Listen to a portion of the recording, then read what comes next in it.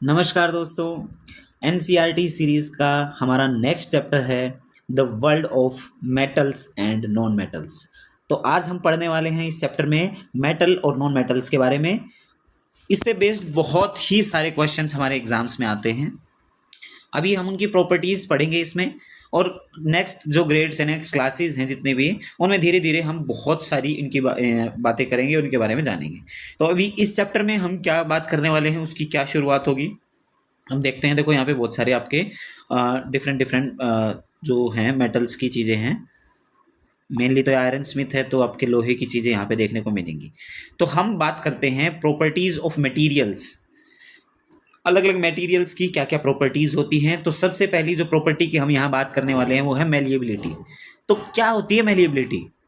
आपको ये चीज़ जानने की उत्सुकता होगी, क्यूरियोसिटी होगी कि भाई मेलिएबिलिटी होती क्या है। पिछले 6th क्लास के हमने किसी चैप्टर में देखा था कि भी लस्टरस करके अपीयरेंस करके कोई प्रॉपर्टी होती है, वो उसमें होती है मेटल्स में। ठीक है, जब भी मान लो फॉर एग्जांपल एक आपने आयरन है, उसके आयरन पीस को काट दिया, तो जहां से कटा है वो वहां पे आप देखेंगे तो बिल्कुल ऐसे चमकीला चमकीला सा आपको देखने को मिलेगा। That is called lustrous appearance. और ये जनरली जो आपकी इस तरह की जो प्रॉपर्टी होती है वो तो हार्ड मटेरियल्स में आपको देखने को मिलती है, ऐसे नहीं कि सॉफ्ट मटेरियल में देखने को मिलती है। सो जो चीज़ें आपकी कॉपर, एल्यूमिनियम, आयरन से मिलके बनी होती हैं या उनसे बनी होती हैं, उनका जो नेचर है वो लस्टरस होता है और हार्ड होती है। ठीक, ज़्यादातर वो किस द्वारा शो की जाती है? मेटल्स द्वारा वो नेचर इस तरह का मेटल्स से शो किया जाता है। मटेरियल्स जो कॉपर, एल्यूमिनियम, आयरन है, उनको बोला जाता है मेटल्स। तो जो ये आपकी कॉपर है, एल्यूमिनियम, आयरन है, ये क्या है? मेटल्स। जबकि कोल, सल्फर, वुड जो कि आपके कोई चमकीले ऑब्जेक्ट्स नहीं हैं, उनसे बने ऑब्जेक्ट्स इतने चमकीले नहीं होते, तो वो नॉन लस्टरस बोल दे जाते हैं, और वो इतने हार्ड नहीं होते जितने हार्ड हमारी मेटल्स होती हैं। लेकिन क्या सारी मेटल्स हार्ड होती हैं या सॉलिड होती है? जी नहीं। ये चीज़ आप ध्यान से सुनिएगा कि सारी मेटल्स हार्ड या सॉलिड नहीं होती। कुछ मेटल्स आपकी लाइक सोडियम, पोटेशियम, वो इतनी सॉफ्ट होती हैं कि उनको एक चाकू से भी काटा जा सकता है। क्या आप आयरन पिलर को या आयरन रोड को चाकू से काट सकते हैं? नहीं। लेकिन सोडियम और पोटेशियम भी आपकी मेटल्स हैं, वो लेकिन इतनी सॉफ्ट होती है कि आप चाकू से उसको काट सकते हैं। लेकिन एक मेटल, ये इतनी बार एग्जाम में आया है, अब तो खैर कॉमन हो गया है, आपको पता भी होगा, लेकिन फिर भी यहाँ बताना जरूरी है कि एक ऐसी मेटल है, इकलौती ऐसी मेटल है मरकरी, जो कि रूम टेम्परेचर में, सॉलिड तो छोड़ो, सॉफ्ट भी छोड़ो, वो लिक्विड स्टेट में होती है रूम टेम्परेचर पे। जो कि हमने 6th क्लास के किसी क्लास में चैप्टर में देखा था कि थर्मोमीटर्स में मरकरी को यूज किया जाता था। अब भी किया जाता है, बहुत सारे ऐसे हैं लैब के जो थर्मोमीटर्स है वहाँ पे। अब बात आती है मेलिएबिलिटी की। मेलिएबिलिटी क्या होती है? जब भी किसी पीस ऑफ मेटल या फिर ऑब्जेक्ट को हम पीट पीट के, मार मार के उसको फ्लैट कर देते हैं। मान लो कि एक आयरन, यहाँ पे नेल्स दिखा रहा हूँ, देखो ये है, ये कील बोलते हैं हम इसको, ये देसी भाषा में चोबा बोलते हैं, हरियाणवी में। तो इसको पीट पीट को बिल्कुल ऐसे प्लेन कर देंगे, यहाँ पे पीट पीट के इसको ऐसे प्लेन कर देंगे, तो ये हो भी जाएगा प्लेन। तो दिस प्रॉपर्टी, मतलब देखो, the property by which materials can be beaten into thin sheets, वो शीट में कन्वर्ट हो जाए। मतलब गोल था वो, लेकिन वो अब शीट में कन्वर्ट हो गया। ठीक है, तो ये this property is called malleability. और ये मेलिएबिलिटी कौन से आपके ऑब्जेक्ट्स दिखाते हैं? Most metals possesses this property. तो आप मान के चलो कि मेटल्स के अंदर मेलिएबिलिटी नाम की एक प्रॉपर्टी होती है। इसका एग्जांपल है सिल्वर फॉयल। आपने देखा होगा खाना वाना पैक करने के लिए सिल्वर या एल्यूमिनियम फॉयल। आपकी जो मिठाइयाँ होती हैं उन पे भी पतला पतला रैपिंग पेपर होता है, मतलब एक शीट होती है, जो सिल्वर फॉयल ही बोलते हैं जिसको हम। तो वो बहुत, मतलब पतले से पीट के, उनको मार मार के उनको पतला किया जाता है, और वो मेलिएबिलिटी के कारण होता है। गोल्ड, यहाँ पे देखो, गोल्ड और silver are the most malleable metals. अब आप देखेंगे, अच्छा अभी बताऊंगा, यहाँ पे आएगा एक जगह, फिर उस टाइम पे बताऊंगा ये प्रॉपर्टी।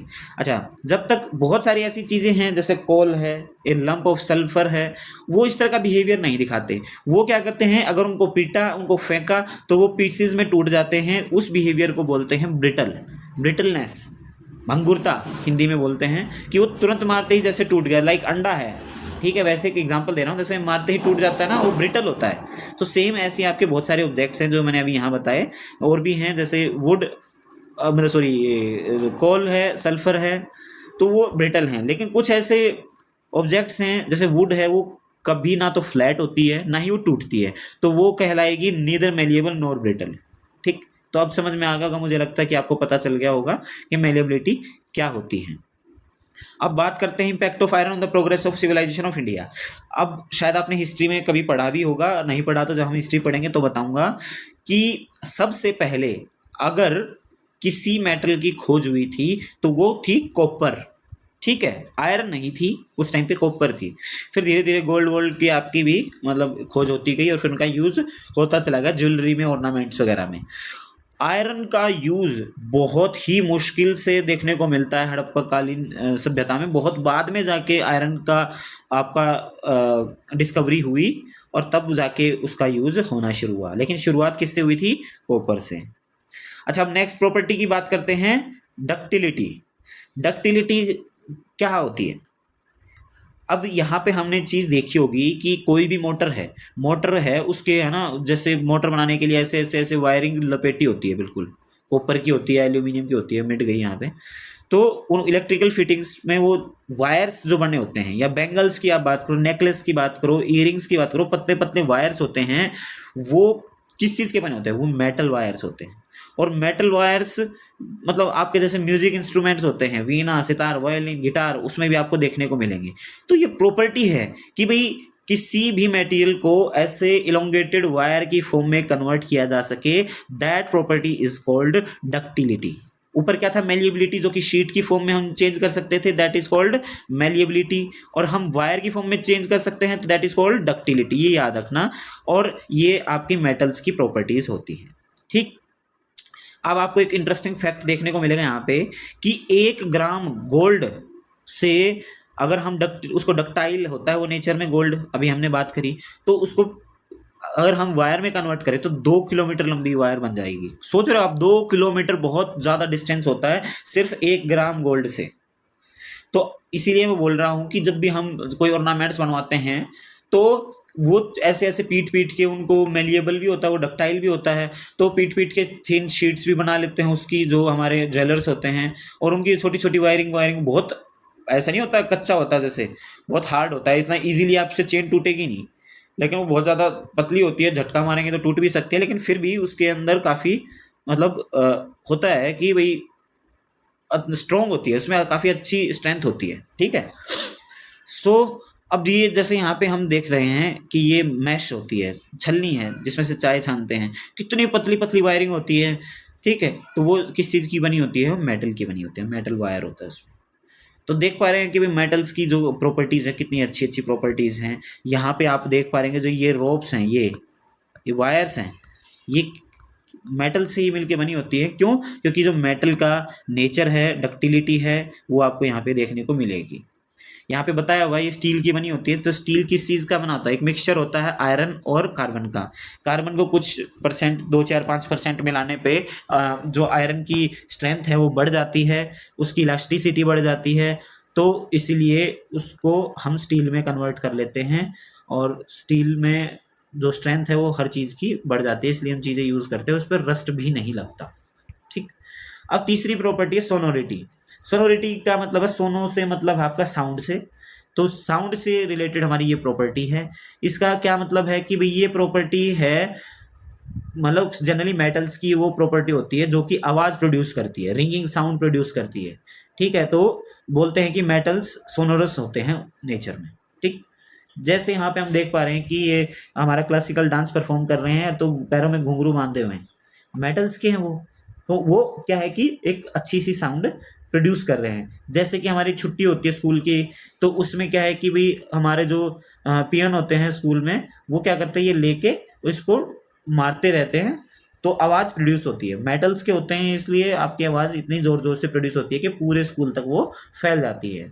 ठीक है, तो ये सोनोरिटी हो गया। अब चौथी प्रॉपर्टी है कंडक्शन ऑफ हीट। तो हीट का कंडक्शन, अभी मैंने जैसे लास्ट चैप्टर में बात करी, इलेक्ट्रिकल कंडक्टर की बात करी थी, ऐसे ही हीट कंडक्टर्स भी होते हैं। अब transfer of heat from one point two another point of a material is called conduction. Is called conduction. भाई कंडक्शन क्या होता है कि एक मान लो एक चम्मच है, ये एक चम्मच है, इस चम्मच को, ये मेटल की चम्मच है, मैंने यहां से गर्म किए, इस टिप से गर्म की, नीचे मोमबत्ती थी, तो ये गर्म हुई, तो ये जो हीट है ना, ये धीरे धीरे धीरे धीरे ट्रांसफर होकर हमने यहाँ से पकड़ा हुआ था हमारे हाथ तक पहुंच जाएगी। क्यों? क्योंकि ये चम्मच मेटल की बनी हुई है और मेटल आपका कंडक्टर ऑफ हीट होता है। उसकी वजह से हीट ट्रांसफर हुई एक पॉइंट से लेकर दूसरे पॉइंट तक, और ये प्रोसेस हुआ कंडक्शन। आई होप आप समझ गए होंगे। ठीक है। लेकिन कुछ ऐसी चीजें हैं जैसे लकड़ी है, वो पुअर कंडक्टर ऑफ हीट है।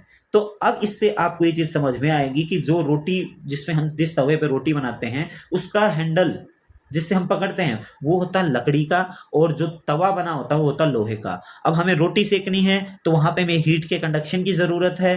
ठीक है, तो इसीलिए वो लोहे का बना होता है। लेकिन उसको हैंडल करने के लिए, उसको पकड़ने के लिए, हमारी सहूलियत के लिए हमने हैंडल को लकड़ी का बनाया है, या लकड़ी का उसके ऊपर फ्रेम डाला है, ताकि हीट हमारे हाथों तक ना पहुंचे और हमें अनईजीनेस ना हो संभालने में, हम आसानी से उसको संभाल पाएं तवे को। तो इसीलिए वहां पे लकड़ी का भी यूज होता है। इट मीन्स ऐसा नहीं है कि सिर्फ कंडक्टर्स का ही मेन यूज होता है, इंसुलेटर्स का या फिर बैड कंडक्टर्स ऑफ हीट का भी यूज होता है। सेम चीज यहाँ पे कंडक्शन ऑफ इलेक्ट्रिसिटी की बात हो रही है। पिछले चैप्टर में हम इलेक्ट्रिसिटी के बारे में पढ़ के आए हैं कि वायर्स के ऊपर जो कोटिंग होती है वो इंसुलेटर्स की होती है। क्यों होती है? ताकि हमें इलेक्ट्रिक शॉक से बचाया जा सके। ठीक, यहाँ पे आपके यहाँ आपको देखने को मिलेगा कि भाई जो गुड कंडक्टर है इलेक्ट्रिसिटी के मेटल्स, वो तो हम पढ़ा ही है, और बैड कंडक्टर्स कौन कौन से होता है ये भी हमने पढ़ा है। ठीक, अब हम देखें जैसे इलेक्ट्रीशियन है, एक वो प्लायर लेके आता है, प्लायर मतलब हिंदी में हम बोले प्लास लेके आता है, या फिर वो पेच का स्क्रू ड्राइवर लेके आता है। तो उसमें आपको चीज पता चलेगी कि उसके पीछे जो कोटिंग होती है वो आपकी इंसुलेटर्स की होती है। ठीक है, इंसुलेटर्स की क्यों होती है? ताकि इलेक्ट्रिक शॉक से बचा जा सके। ठीक है, तो यहाँ पे भी आपको पता चलेगा कि इंसुलेटर्स या पुअर कंडक्टर्स का भी बहुत बड़ा रोल है हमारी डेली लाइफ में। अब नेक्स्ट चीज पढ़ेंगे हम, effect of air and water on metals. यहाँ पे एग्जांपल लिया है हमने किसका? आयरन का। 3 केस हैं यहाँ पे, देख पा रहे होंगे। मोटा मोटा मैं ये सारा एक्सपेरिमेंट बता देता हूँ। एक केस है यहाँ पे सिलिका जेल। जो सिलिका जेल क्या होता है? सिलिका जेल वो चीज है जो कि आपके एनवायरनमेंट में मॉइस्चर है, जो उसकी कैपेसिटी है उस अनुसार उस मॉइस्चर को वो अपने अंदर संभालेगा। ठीक है, अट्रैक्ट कर लेगा, मॉइस्चर खत्म कर देगा जो भी आसपास का एनवायरनमेंट है। यहाँ पे ये आयरन नेल है और ये थ्रेड से बांधा हुआ है यहाँ पे। ठीक, फिर दूसरे कंडीशन में क्या किया कि ऊपर थ्रेड से बांधा हुआ है, कंप्लीटली इसको हमने पानी में डुबो दिया और ऊपर ऑयल लगा दिया। ऑयल आपको पता पानी के ऊपर तैरता है। ठीक है, और तीसरी कंडीशन है कि वाटर के आधे अंदर और आधे बाहर इस आयरन नेल को रखा गया है। अब तीनों केस में effect of air and water क्या होगा? अब देखो, पहली कंडीशन आपने देखी थी कि भाई सिलिका जेल था, उसने क्या किया, जो मॉइस्चर था एयर से वो सोख लिया, तो नेल को कुछ नहीं हुआ। 8-10 दिन तक, जो ये एक्सपेरिमेंट था, या एक्सपेरिमेंट है, 8-10 दिन तक आपको ऐसे ही छोड़ना है। तो 8-10 दिन तक कुछ नहीं हुआ, जैसा नेल हमने रखा था वैसा ही मिलेगा। फिर दूसरी कंडीशन है, ऊपर ऑयल है, नीचे वाटर है, और वाटर में सबमर्ज्ड है कंप्लीटली आपका नेल। तो जो एयर में मतलब मॉइस्चर तो मिल गया उसको, लेकिन एयर नहीं मिल पाई। क्यों? क्योंकि ऑयल ने एक अपनी लेयर बनाई हुई है, उसमें से एयर, जो बाहर की एयर है, वो पास थ्रू नहीं हो पाई। तो भी आप अगर 8-10 दिन के बाद देखेंगे तो आपका जो कील है, जो नेल है, वो एज इट इज मिलेगा। लेकिन जो तीसरा केस है उसमें कोई भी कंडीशन नहीं है। इसमें क्या है, इसको पानी भी मिल रहा है और इसको एयर भी मिल रही है। तो दोनों केस में यहाँ पे अगर आप देखोगे तो ऊपर की तरफ यहाँ पे आपके कुछ कुछ ब्राउन पार्टिकल्स मतलब जमा हो जाते हैं, एक्यूमुलेट हो जाते हैं। तो उसको क्या बोलते हैं? रस्ट। देखो, the moist air is responsible. Moist air का मतलब इसमें पानी भी है, मतलब इस एयर में पानी भी है। Responsible for the development of brown deposits on objects made of iron. Brown deposit हो जाता है वहां पे, उन ब्राउन डिपोजिट को क्या बोला जाता है? रस्ट। और प्रोसेस को बोला जाता है रस्टिंग। रस्टिंग ऑफ आयरन ये एक तरीके का प्रोसेस है। यहाँ पे हमने जो एक एक्सपेरिमेंट के थ्रू फाइंड आउट किया है कि भाई रस्टिंग के लिए पानी भी चाहिए और हवा भी चाहिए। अभी हमने यही तो देखा कि effect of air and water on metals, iron का हमने एग्जांपल लिया। ठीक, तो यही सेम चीज आपको कॉपर के केस में भी देखने को मिलेगी पानी और हवा की वजह से कॉपर के ऊपर ग्रीन कोटिंग आ जाती है। सिल्वर के ऊपर आपने देखा होगा, जैसे किसी ने सिल्वर चेन पहन रखी है गले में, ठीक है, तो वो थोड़े दिनों में ब्लैक होने लगती है। पाँव में मतलब पायल डाल रखी है लड़कियों ने, कानों में झुमका डाल रखा है सिल्वर का, तो वो क्या है, धीरे धीरे काला होना शुरू हो जाता है। क्यों? क्योंकि जो पानी है आपका, मॉइस्ट एयर है, जो पानी है आपका एयर में, उन दोनों के एक्शंस की वजह से उस पे रस्टिंग होने लग जाती है। ठीक है, एक्चुअल में उसको बोलते हैं कोरोजन। रस्टिंग जो पर्टिकुलर केस है इसका है, आयरन के केस में बोलते हैं रस्टिंग, लेकिन किसी और केस में हम बोलते हैं कोरोजन। तो याद रखना कि भाई जो एयर और वाटर का इफेक्ट है मेटल्स के ऊपर, उसकी वजह से जो डिपॉजिट हो जाते हैं या रंग चेंज हो जाता है, उसको बोलते हैं कोरोजन। ये कैसे रोका जा सकता है?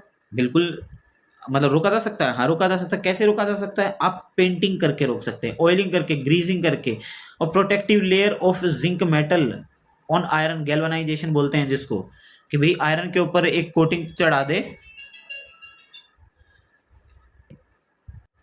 तो उसको बोलते हैं गैल्वेनाइजेशन। अब गैल्वेनाइजेशन एक तरीका हो गया। बाकी हम देखते हैं जैसे हमारे गेट्स हैं, आयरन गेट्स लगे हुए हैं घर के बाहर, उसके ऊपर हम पेंट क्यों करवाते हैं? ताकि उस पर जंग ना लगे, क्योंकि किसी भी चीज़ पे जंग लग जाएगी आयरन की चीज़ पे, तो वो धीरे धीरे कोरोजन और रस्टिंग होते होते वो कमज़ोर हो जाएगा, टूट जाएगा।